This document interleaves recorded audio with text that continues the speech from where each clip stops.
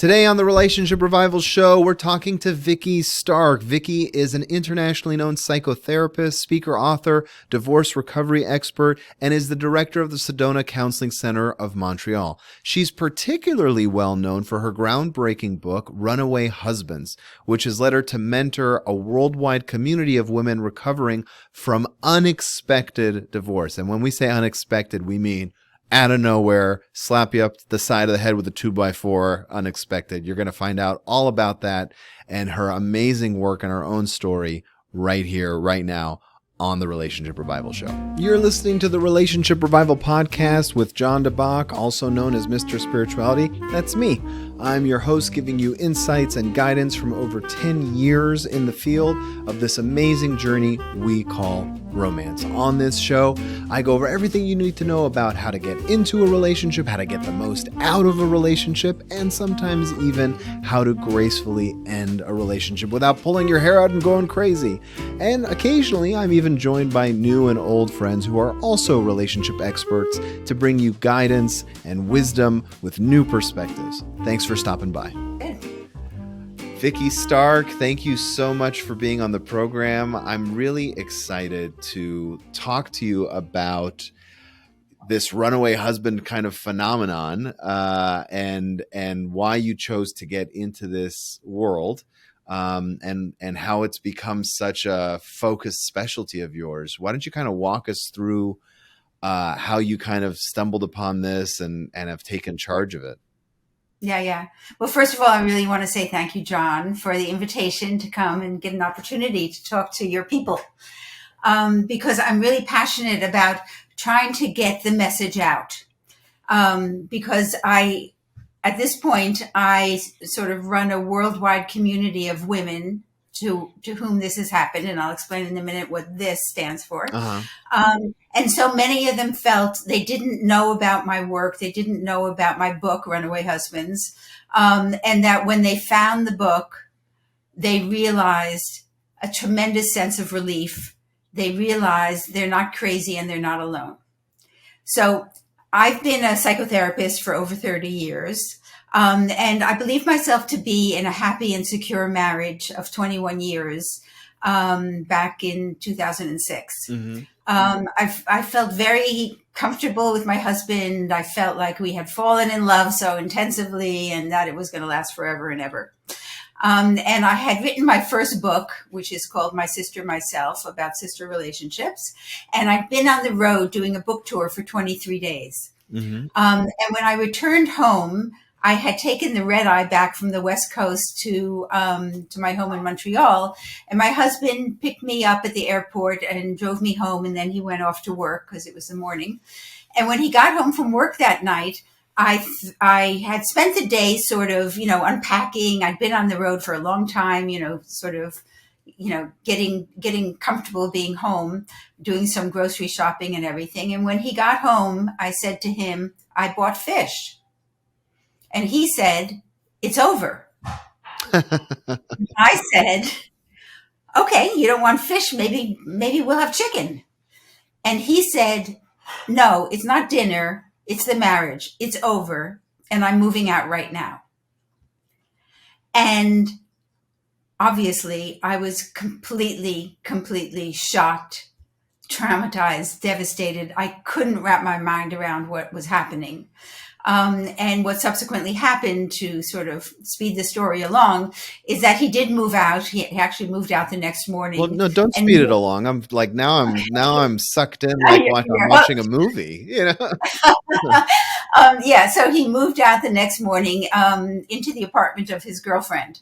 And he'd apparently been having an affair for 6 years, on and off. Wow. So, which is the remarkable thing about this is that I'm a marriage and divorce counselor. Right. So if I saw no signs at all that my husband was having an affair, there really weren't any signs. He really kept it pretty much away from anything that I could possibly figure out what was going on. So he moved in with his girlfriend, and then I began this terrible process of grieving and loss and suffering. I lost 30 pounds. And one of the things that was remarkable is that as soon as he moved out, he sort of turned on me. Whereas a day earlier, he'd been a loving, attentive, caring husband that I felt secure with. As soon as he moved out, his eyes turned cold. It's like a zombie. And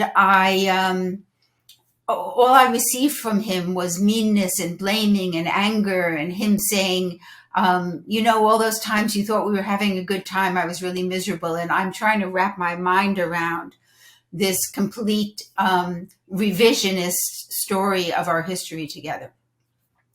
So as time went on, I started, having already written one book and being pretty much a researcher, I started trying to see if anyone else had written about this phenomenon. And so I came to call it wife abandonment syndrome. So it's an abandonment. Yeah. I had no idea he was unhappy. He'd never said, I'm unhappy. I had no idea he was thinking of leaving. And so I started trying to see if anything was written about it. And really there was nothing. But as I started talking about it, other women started coming out of the woodwork, women who had experienced the same thing. So I did, for my book, Runaway Husbands, what I'd done for my sister's book, and I crafted a survey, and I heard from, eventually I heard from 400 women worldwide who had experienced this. And the thing that's remarkable about what I heard from these women is that the stories were eerily similar, right down to the husband blurting out, it's over, or I can't do this anymore, in the midst of some mundane conversation. They're getting dressed to go to the market, and in the car he says it's over. Yeah, it's not like he ever sits her down in the living room and says, Teresa, we got to talk. Right. That doesn't happen. It's just he blurts this out.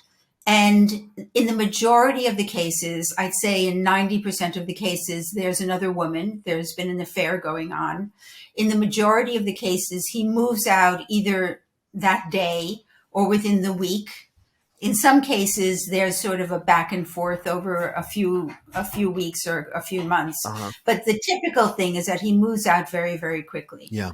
And then he starts to rewrite the history and say how unhappy he'd been, and just as my husband had done, but that it was so similar. It was like almost scary, and that when I started realizing this is a pattern, then I call it a syndrome. Mm-hmm.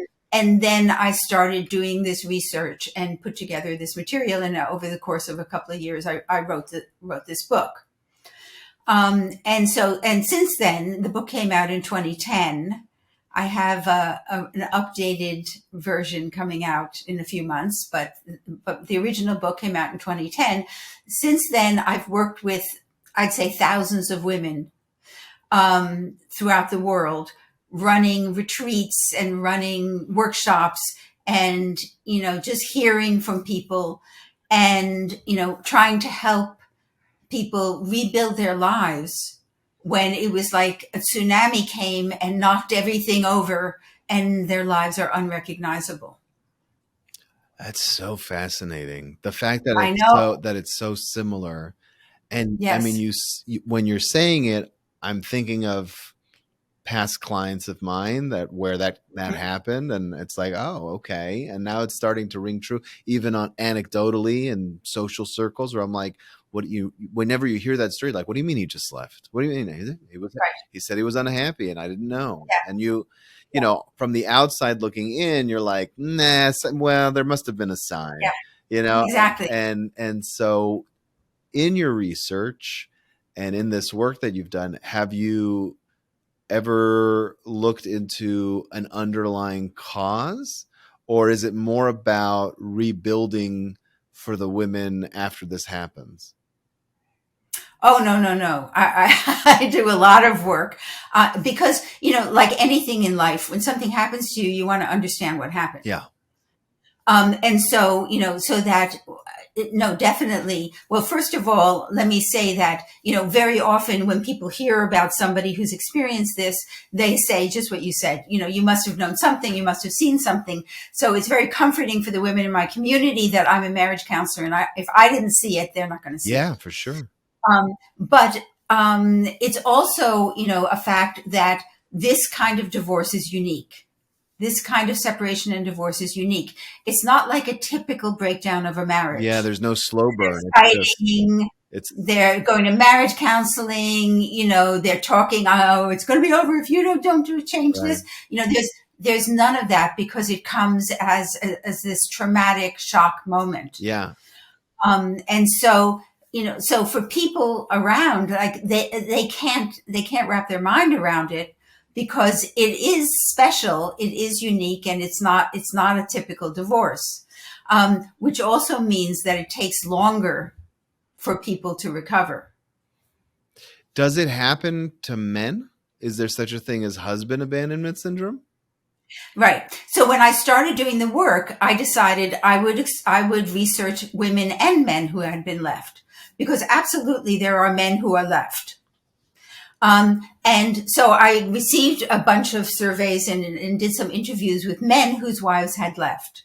And in the majority of the cases, first of all, there had been trouble in paradise. Uh-huh.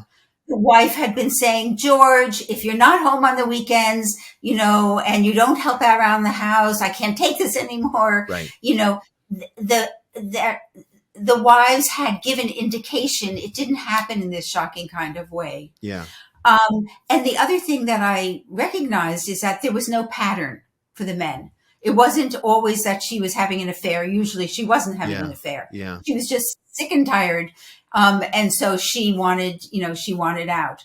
And so eventually I realized that I really couldn't study much more about the men because each case was so unique and different that it didn't have this sort of cohesiveness. It's so interesting. So when I have a friend who's a trauma specialist and she deals with suicide grief, and I it sounds like a bit of a morbid similarity, but when you look at the way men and women also attempt suicide, there's a similarity here too, because men will oftentimes do it with a gun. There's no negotiation. Yes. It's, there's a very high, unfortunately called a success rate, right? Yeah. And with women, it's usually more of pills or some kind of ingestion. The success rate is much lower. It's almost like there's room for negotiation, even in something as morbid as suicide, whereas it's like there's this percentage of the male population where there's this slow burn brewing inside that no one knows about,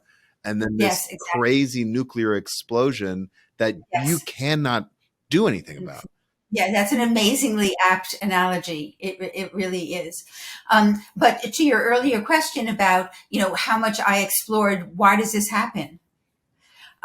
So my demographic, my typical woman in my group is 53 years old. You nailed it. Okay. Yeah. Yeah. I mean, I sort of just did a few statistics. A lot of them have adult children. Is that a mean or a median age? What kind of model did you do? Oh God, I don't remember from statistics class. Did you add everybody up and divide, or was it like the middle number of the line? No, I added up and divided. So the mean. Okay. Yeah. All right. Gotcha. Yeah. So, and a lot of them are older. Uh-huh. A lot of the women are in their 60s. Yeah, I'm sure 60s. You have outliers too, obviously. Yeah, like that. And then some of them, of course, are younger. But for many of them, the husbands feel, and of course, I'm hearing this through the wife because I don't really have much access. I have some men that I work with, but I don't have much access. The husbands feel like they start to, it's really not about their dissatisfaction with the marriage. It's more about their dissatisfaction with themselves and their fear of aging. And so they feel like... So are the women typically younger then? Yeah. Oh, yeah. Typically. Yeah. So they feel like I've been a good son. I've been a good husband. I've been a good worker. I've been a good father. When do I get to be James Bond?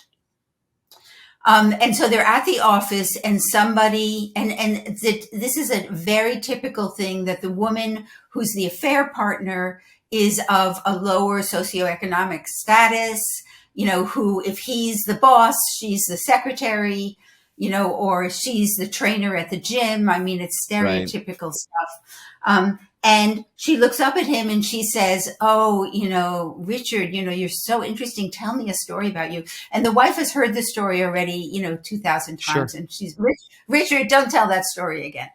And so he feels like he really got her attention, this woman's attention.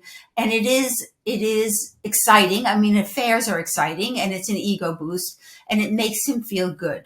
So here he is at a point in his life where he feels that either he's made it enough in business and there's not that much to look forward to, or he hasn't made it in business, but that everything is pretty mundane. And so somebody is making him feel really good. The sex is really, a turn on, and he suddenly feels alive.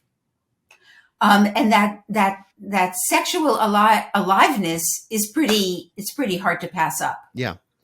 Because when you've been sleeping with, Trudy for 27 years, everyone knows the drill. That's so funny. It's the Sunday perfect morning. name that you picked, Trudy. It's like It's Sunday morning, and it's the same thing over and over again. But when he has that opportunity, and often it's too good to pass up. Yeah. And so he sort of jumps from his secure relationship with his wife and family often, and he goes into this other world, which is very different from his life before.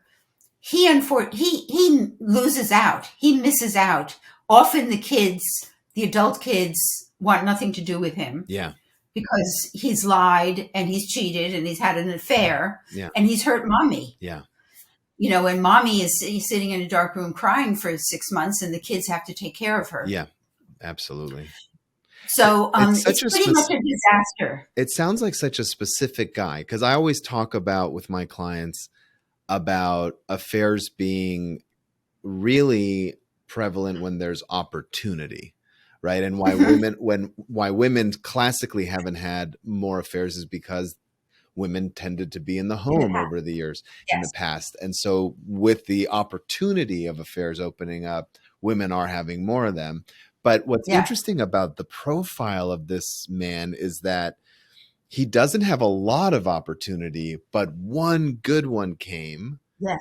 And because he doesn't have other opportunities, he's now clinging to that one, and it's become this relationship. So it's not like, I mean, and I'm going to make a wild assumption here. It's not like he's the suave, debonair James Bond that he wants to be. He just has that from one young woman of a lower socioeconomic status that he could feel like he has some position of power or control in the relationship, and his ego is being stroked.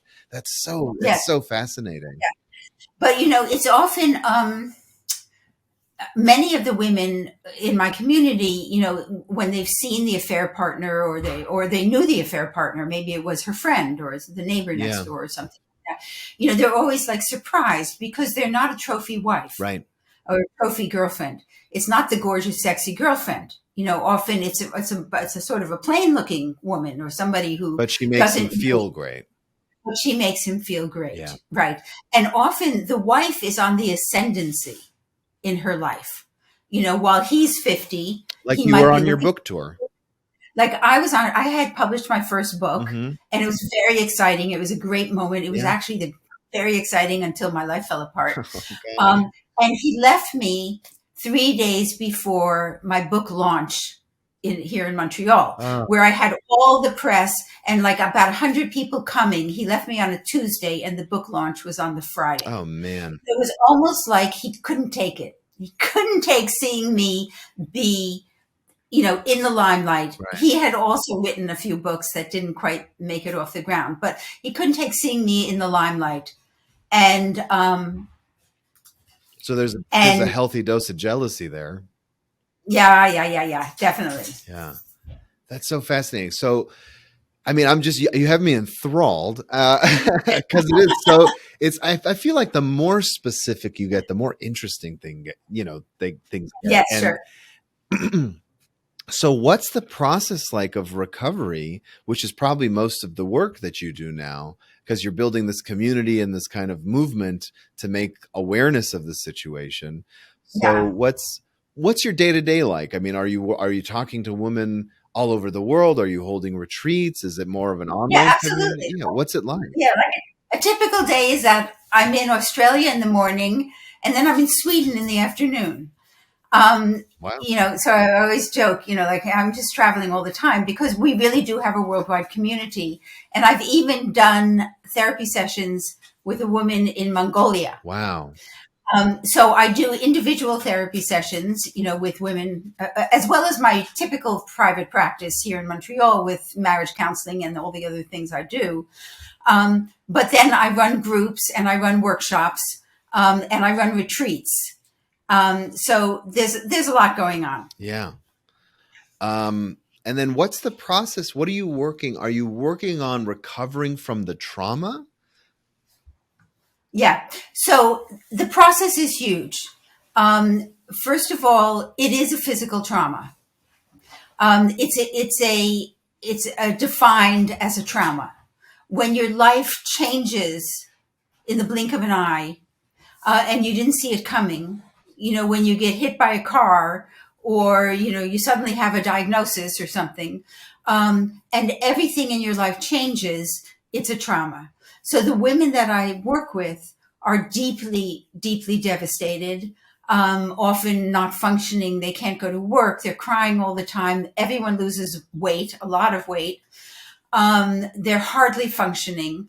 And it takes a very long time to recover. And so they start to feel bad about themselves. And they say, wow, it's been 6 months. And how come I'm not better yet? And other people after 8 months or something, are saying, it's been a long time now. How come you're not better? Well, you're not better because you had this life for 32 years and now it's totally gone. And not only that, you're fighting with him, and he's not being generous, and he's trying to, sort of be the financial winner in all of Yeah. this. And so you're struggling through all of this stuff. So there's a tremendous amount of work to be done. And so one of the things that's the positive is that we provide a community where they get the support. So I have a Facebook group, a private Facebook group, where the women can communicate with each other. It's 3 o'clock in the morning in Singapore. Well, somebody's awake somewhere. And so that there's always somebody who can talk to them. It's such an international group. And everyone is sharing and supporting and helping. And, there's nothing like women helping women. Yeah, They're for sure. always on, they're always ready to be helping each other. Um, so that's, so the community is one of the ways that the women recover. But one of the things that I like to say is that a crisis of this magnitude can be a springboard for change, and how to learn to love yourself, to not be filled with regret, to not blame yourself, and to be able to recognize that there is a life after this marriage. And it's a huge adjustment. Now, a lot of times the women say, well, if he'd had a heart attack and died, it would be so much easier. And of course it would be easier. You'd be alone also, and you'd be heartbroken, but at least you would not have been betrayed. Yeah, the narrative's totally different. Yeah. Totally. Yeah. So I've had a few clients Yeah. where uh it might have just been two. It's two or three. I'm trying to think back. But and I'm wondering where the woman was in a previous relationship. This is kind of like a minor version of this, where they were engaged to somebody Hmm. who they were with for 5 years, 8 years, 7 years, somewhere around there, under Yes. 10, but significant amount of time. And they just call the wedding off suddenly without explanation. And Yes.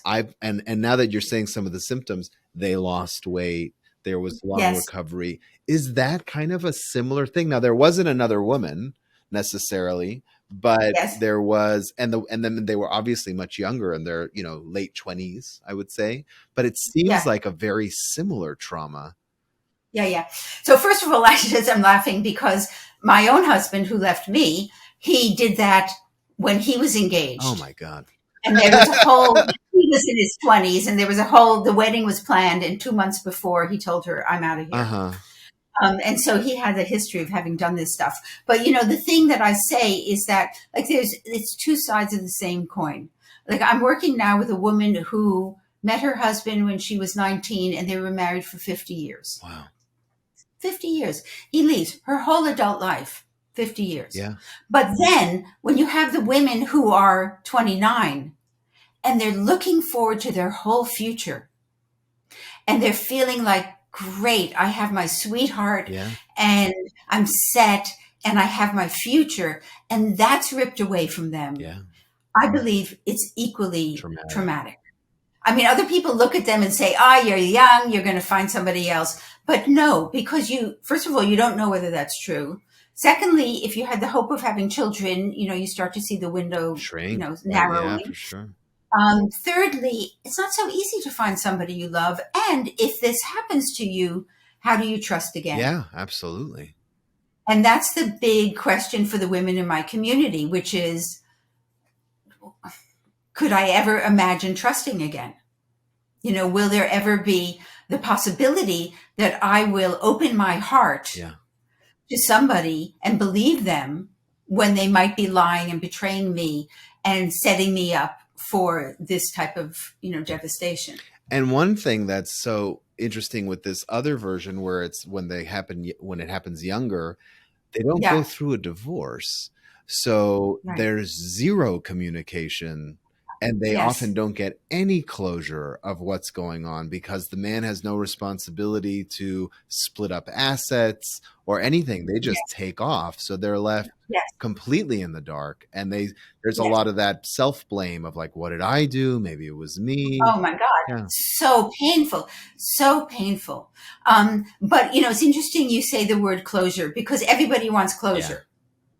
And so the women in my community, I tell them all the time, forget closure. There's no closure. It's never going to happen. It's never going to happen. He's never going to make that phone call and say, oh, you know what? I'm really sorry I hurt you. Right.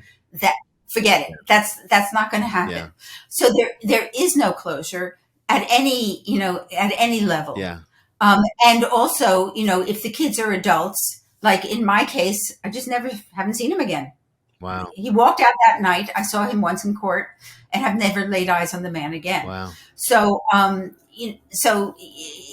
sort of the same thing can happen if the kids are adults. It's different if you're co-parenting Sure. with your ex, and then that introduces this whole other terrible, painful aspect, which is that he's moved in with the affair partner. Yeah.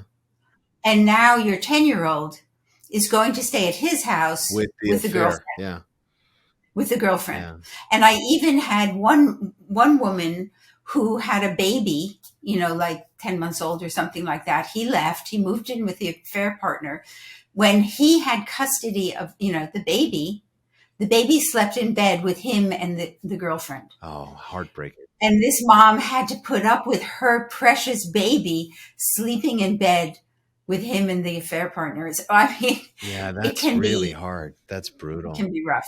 Yeah, it's so brutal. It's so funny you talk about closure that way. It's my same exact approach. The analogy I always use, and the one I used with these two women that I'm thinking of specifically now. There might be a third. I don't know. I have to look through my notes again. But I said they're like, I just want closure, and I'm like, it's not a game of Clue. No one's gonna call and say it was the candlestick that ruined your marriage. Like it doesn't work that way. Yes. Yeah. And it's true, because there's nothing, even if he did call and apologize, that doesn't make anything better. It gives you a sense of like, what the hell was that about? And because you do have instances where there is an apology 20 years later and you're like, that didn't really help anything. The healing comes from within, not from without. Well, in my community, very rare for anyone to call and make that, make that apology Yeah. at all. Yeah. Really, it's like a weird thing because my book is called Runaway Husbands. So why do they have to run away? Like my husband ran away, Yeah. because they feel bad about themselves. Yeah. They're conflict avoiders, Yes. and the last thing they want is to face an angry or tearful wife. So They can't take it. so you brought up conflict avoiders. Is that their Yeah. conflict style in their marriage 100. prior to the Yeah. That's why the marriage was so good before. They weren't fighting before. right?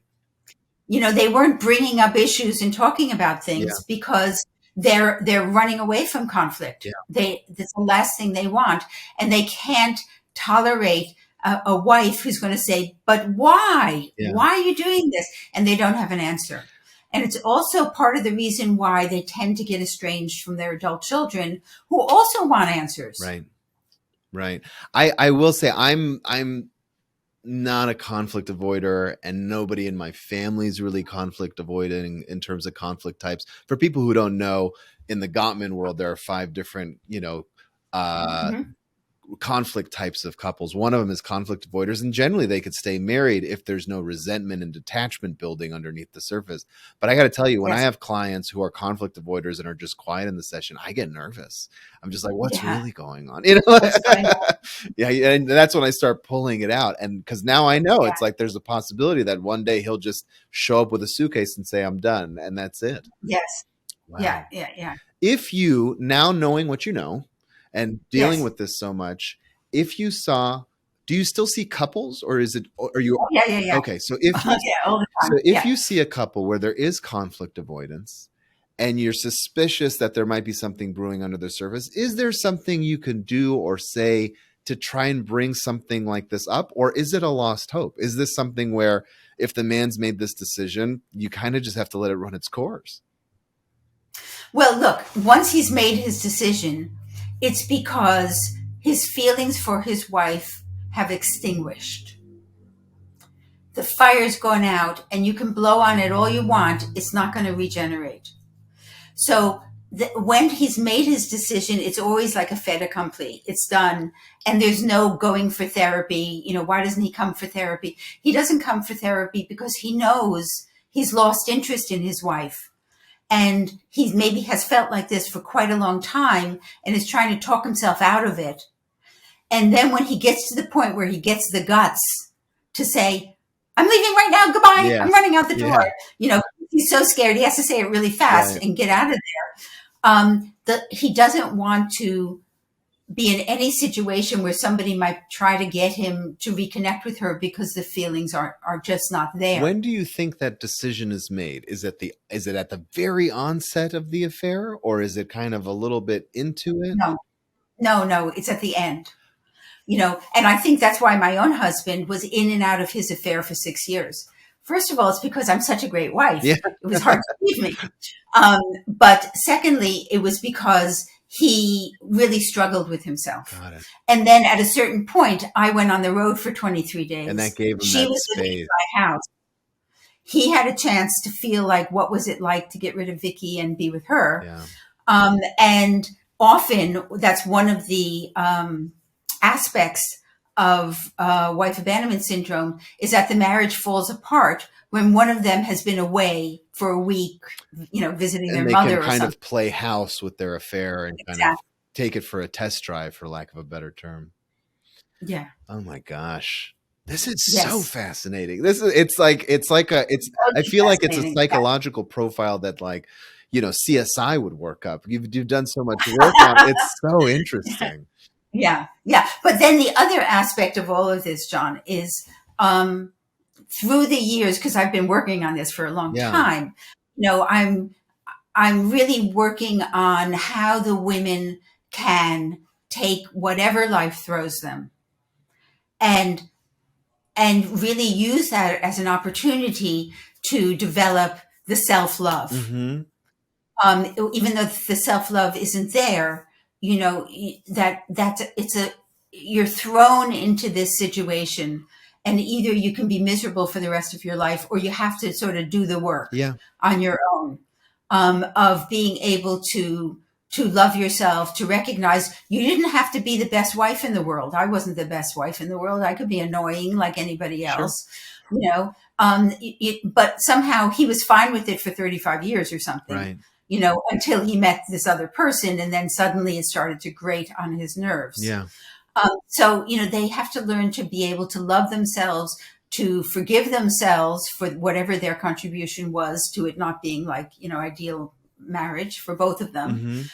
And then to be able to find happiness, you know, to create happiness in their own lives, Yeah. with or without a partner. And it's in many ways almost like a very extreme retirement. It's a redefinition of identity. It's a redefinition of Yes, purpose. So totally. I could totally see that. Yeah. How long does it typically take to recover from trauma when you are getting the support of the runaway husbands community and guidance from someone like you? I won't say a number, because it really depends on your own history. Got it. You know, if you were in a childhood home where you didn't get much of anything, and you were made to feel bad, or, you know, that abandonment made sense because you were made to feel bad, it's going to take you longer. Yeah. If you were in a supportive home, and you felt pretty good about yourself, and like you had, like myself, I had a profession, I had an identity apart from the husband. Mm-hmm. You know, some of the women were stay-at-home moms, and their whole life was built around the husband, and they really didn't have a job or you know, a very well-developed identity. So that's going to take them perhaps longer. But you never know, because sometimes they reach down, they pull up some guts or something. Yeah. And, you know, and one woman I'm working with, she said, you know, I saw how he behaved, and I decided, you know, I'm not going to love this man or want him back. I'm not going to take him back. You know, he didn't treat me with respect. So that was her character, a strong character. She knew what she wanted. And then other people years later are still, you know, even though he's married, they're still crossing their fingers and hoping he's going to wake up one day and come back. Do you have any data on your kind of sample size, your own personal one, of the rate of remarriage on either the woman, or the rate of divorce or separation on the male in the affair? Or is that something that you just don't have enough contact? And no, I don't have contact with the men. I don't know. The rate of remarriage, I don't really know. You know, some of the, you see, the women who get remarried, they drop out of my community. Yeah. They don't want to get emails from me anymore. Right. You know, so I don't. That makes sense. They want to move on. Of course, good. I wish them all they the best. I'm happy essentially. Yeah.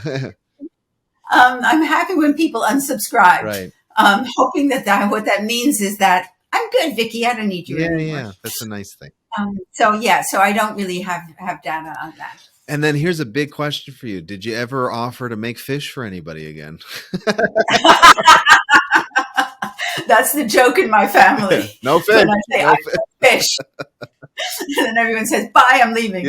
I have a big Jewish family. The first question out of my mother's mouth would be, what kind of fish was it? What else? Well, that's the problem. You should have made a salmon. You know, so funny. That's funny. Okay, yeah. Vikki Stark, thank you so much for joining. It was an absolute pleasure for me. Please check her out at runawayhusbands.com. She's got so much going on. There's retreats, there's a community. You can get in touch with her directly.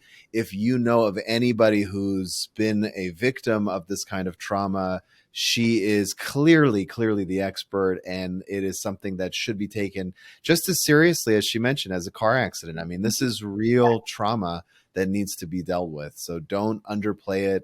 Don't tell people they'll get over it, or it's you know, that they're young. That's there's a place and a space to do this in a very healthy way.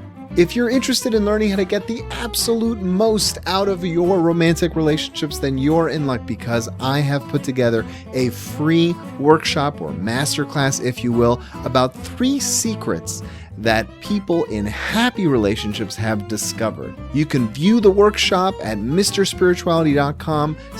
youtube.com/3secrets. Again, it's completely free. Just go there and watch it. It'll help you on your journey, give you some wisdom, some things to think about. The website again is mrspirituality.com/3secrets. That's mrspirituality.com/3, the word secrets. It's all yours. Enjoy.